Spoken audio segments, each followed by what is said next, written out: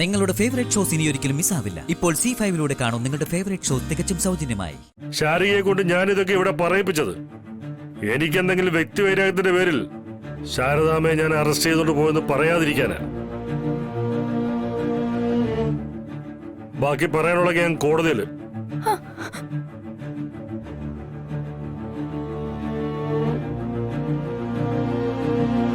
ശാരദാമ്മേ, എനിക്ക് നിങ്ങളെ അറസ്റ്റ് ചെയ്തേ പറ്റൂ.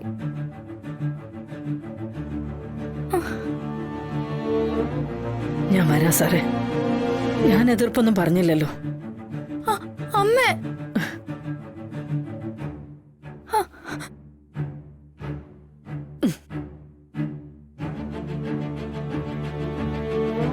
ശ്യാമേ, നീ പ്രശ്നമൊന്നും ഉണ്ടാക്കരുത്.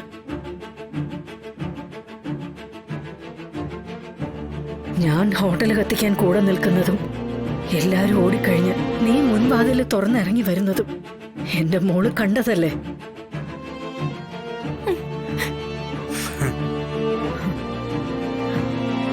എനിക്കെന്റെ മക്കളെ വിശ്വാസോ? അമ്മേ,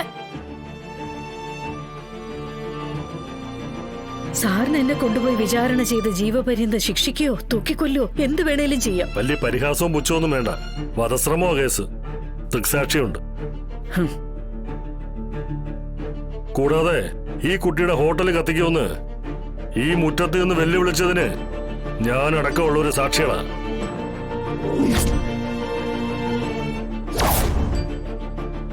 ഇതിവിടെ വാഴ ഞാൻ സമ്മതിക്കില്ല. ഇടിമോളെ, കത്തിച്ച് ചാമ്പലാക്കും. കത്തിക്കെന്ന് പറഞ്ഞ കത്തിക്കും. ഗൂഢാലോചനയുടെ കടുങ്കെട്ടും കൂടിയിട്ട് മുറുക്കിയ ചന്ദ്രബോസ് ഈ കേസ് കോടതിയിൽ പ്രസന്റ് ചെയ്യുന്നത്.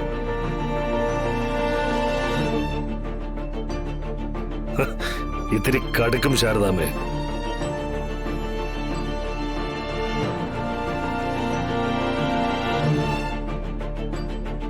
നിങ്ങൾ മാത്രമല്ല, കമ്പനിക്ക് വേറെ ആളും വരും. നടക്ക്, പിടിച്ച് കയറ്റി വരെ. വാ.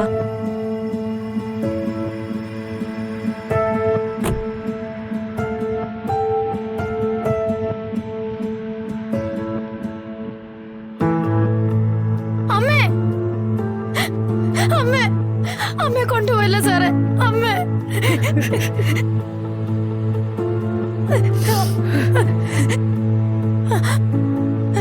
സാറേ, സാറേ, എന്റെ അമ്മയെ കൊണ്ടുപോകരുത്. അമ്മ ഒരു തെറ്റും ചെയ്തിട്ടില്ല. ഈ സാറേ, പിടിച്ച് മാറ്റോളെ. അങ്ങോട്ട് മാറി നിൽക്കു വച്ചേ. അങ്ങോട്ട് മാറുവച്ചേ. മോളെ, മോളിങ് മാറ്.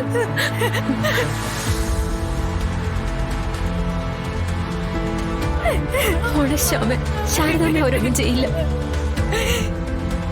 ശാരദാമ്മ തെറ്റൊന്നും ചെയ്തിട്ടില്ലല്ലോ, പിന്നെ എന്തിനാ പേടിക്കുന്നത്? വാ.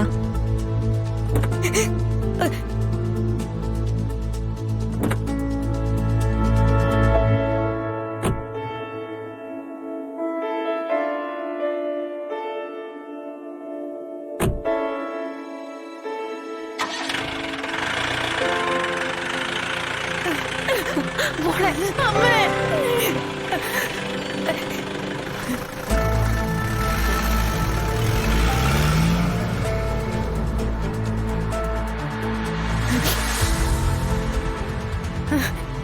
നീ കണ്ടല്ലേ? എന്റെ അമ്മ ഹോട്ടലിൽ തീ വയ്ക്കുന്ന നീ കണ്ടല്ലേ? അധികം തിളക്കണ്ട. നീ പ്രായം കുറവാണല്ലോ കരുതിയ തീവെപ്പ് കേസിൽ നിന്നെ ഒഴിവാക്കിയത്. നിന്റെ കുഞ്ഞേച്ചിയും കൂടെ ഇപ്പോ ശാരദാമ്മയുടെ കമ്പനിക്ക് പോലീസ് സ്റ്റേഷനിലെത്തും. എല്ലാത്തിനും നിങ്ങൾ സമാധാനം പറയേണ്ടി വരും. സ്വന്തം അമ്മയാ കള്ള പരാതി കൊടുത്ത് നിങ്ങൾ സ്റ്റേഷനിലേക്ക് അയച്ചത്.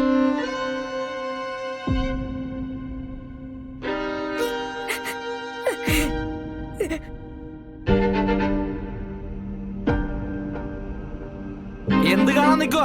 പോയിന്റ് എല്ലാരും. ഇതിച്ചിരി കടന്ന കൈയായി പോയി മോളെ. ഒന്ന് പോടി അവിടുന്ന്.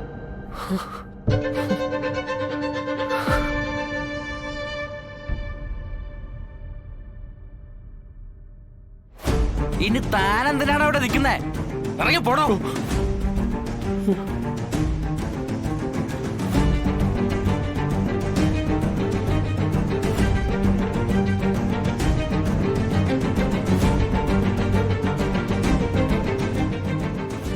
എന്താ അമ്മയെ സ്റ്റേഷനിലേക്ക് അയച്ചതിൽ കുറ്റബോധം വല്ലതും തോന്നുന്നുണ്ടോ? കുറ്റബോധമല്ല, ഇത്രയേ ചെയ്യാൻ കഴിഞ്ഞുള്ളല്ലോ എന്നുള്ള ഒരു ആത്മരോക്ഷമാ. ഒരു അമ്മ എന്ന നിലയില് അവരുടെ മനസ്സിന്റെ കോണിലെങ്കിലും അവർക്ക് എന്നോടൊരു ഇഷ്ടം ഉണ്ടാകുമെന്ന് ഞാൻ പ്രതീക്ഷിച്ചു.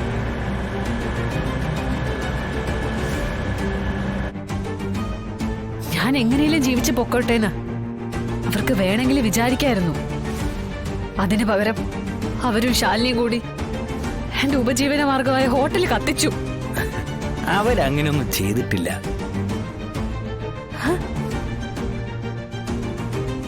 പിന്നെ ഹോട്ടൽ കത്തിച്ചത് ഞാനാ. അവരെ ഞാനാ പറഞ്ഞു വിട്ടത്. ബാലേട്ടൻ എന്താ ഈ പറയുന്നേ? ഒച്ചയും ബഹളമൊന്നും വെച്ച് ആളെ കൂട്ടണ്ട. ശാരദാമ്മയോടും ശാലിനിയോടും പ്രതികാരം ചെയ്യണമെന്നായിരുന്നല്ലോ ശാരികയുടെ ആഗ്രഹം. ഞാൻ നോക്കിയപ്പോ എളുപ്പം പക വീട്ടാനുള്ള വഴിയായത്. ഹോട്ടല് കത്തിക്കൊന്ന് ശാലിനി പരസ്യമായി വെല്ലുവിളിച്ചത് നമുക്കൊന്നാന്തരം പിടിവള്ളിയായില്ലേ? ഈ സുവർണ അവസരം നമ്മൾ ഉപയോഗിക്കണ്ടേ ശാരികേ? പക്ഷെ ബാലേട്ട, പക അതെങ്ങനെയാണോ വീട്ടുന്നേ?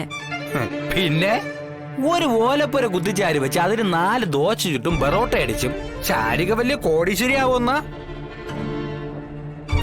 നമ്മുടെ ഭാഗം ജയിക്കണമെന്നുണ്ടെങ്കിൽ അല്പം വളഞ്ഞ വഴിയൊക്കെ പ്രയോഗിക്കണം.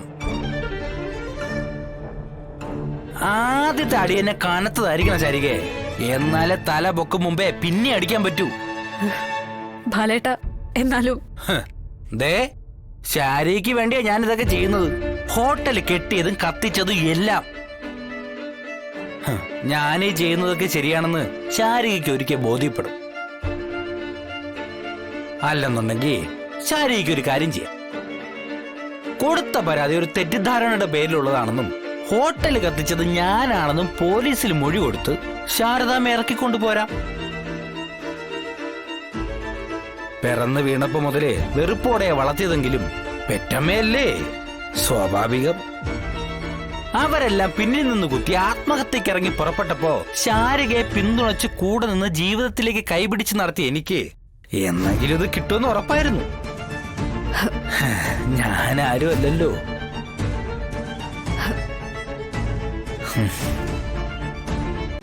ഡൗൺലോഡ് ചെയ്യൂ C5 ആപ്പ്. കാണൂ എല്ലാ എപ്പിസോഡുകളും സൗജന്യമായി.